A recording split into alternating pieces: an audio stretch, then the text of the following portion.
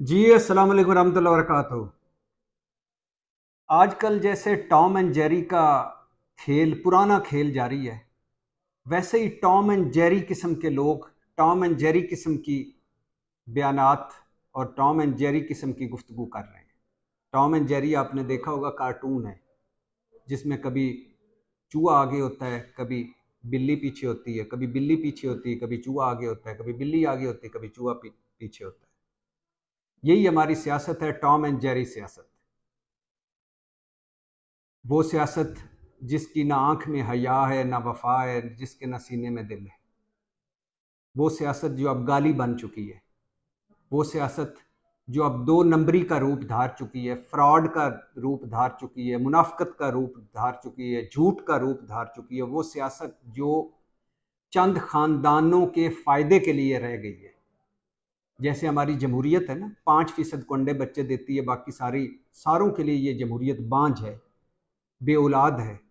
बाकी सारों के लिए जमहूरियत सुतीली माँ है, 5% की सगी माँ है। ऐसे ही हमारी सियासत भी 5% का पेट भरती रहती है। इस सियासत में, इस टॉम एंड जेरी की सियासत में, झूठ की सियासत में, इस मुनाफकत की सियासत में दो तीन और बयानात हाजिर खिदमत है।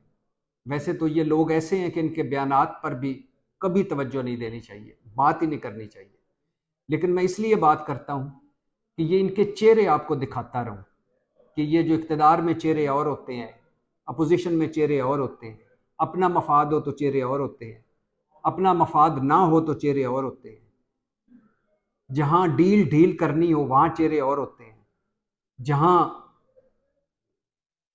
अगला कमज़ोर हो, अगला दबा हुआ हो, वहां चेहरे और होते हैं। पहला बयान है जी ख्वाजा मोहम्मद आसिफ साहब का, जो उन्होंने उस एवन फील्ड के सामने, लंदन उस एवन फील्ड के सामने से दिया जिसकी मनी ट्रेल नवाज शरीफ साहब अभी तक नहीं दे सके। हाउस ऑफ शरीफ जिसकी मनी ट्रेल नहीं दे सका कि ये पैसा कमाया कहाँ से था। सिंपल सा सवाल था, ये पैसा कमाया कहाँ से, लंदन भिजवाया कैसे, और ये फ्लैट्स खरीदे कैसे। सिंपल सा सवाल था। आपका हक हलाल का होगा पैसा, लेकिन उसकी मनी ट्रेल दे दीजिएगा।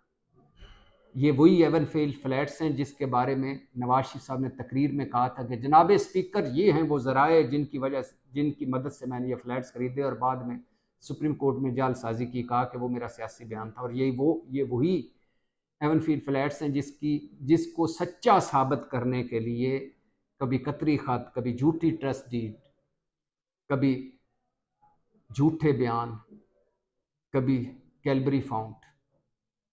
तो उस एवन फील्ड फ्लैट्स के सामने से ख्वाजा आसिफ साहब ने चीफ जस्टिस उमर अताब बंदयाल के हवाले से बात करते हुए एक फ़िक्रा कहा कि चीफ जस्टिस उमर अताब बंदयाल अपनी लेगेसी छोड़ के जा रहे हैं इमरानडू जज की हैसियत से।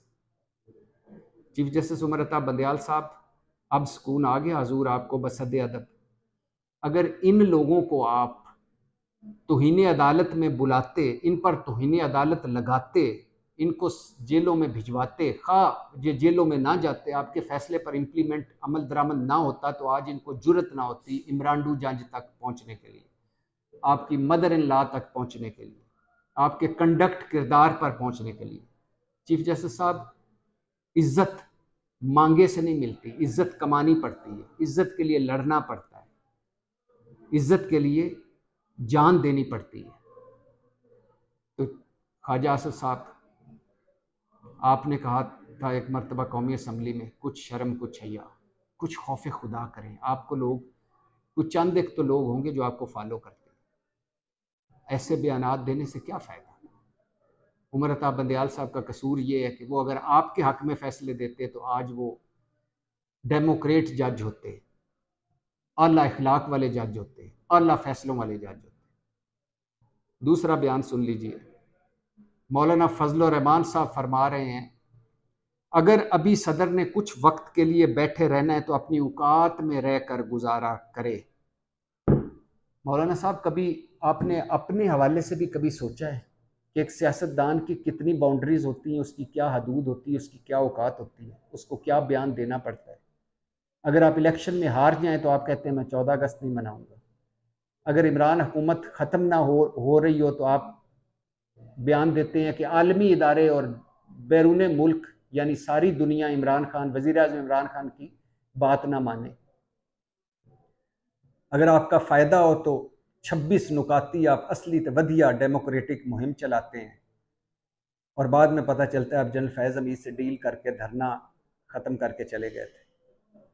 अगर आपका फ़ायदा हो तो आप कहते हैं ये असम्बली जाली है। अगर आपका फ़ायदा हो तो आप अपने बेटे को वज़ीर बना देते हैं और उसी असम्बली में बैठे रहते हैं। उसी असम्बली में 3 आपके वज़ीर होते हैं, डिप्टी चेयरमैन सेनेट होता है, डिप्टी स्पीकर कौमी असम्बली होता है और गवर्नर समदी आपका होता है, समदी होता है।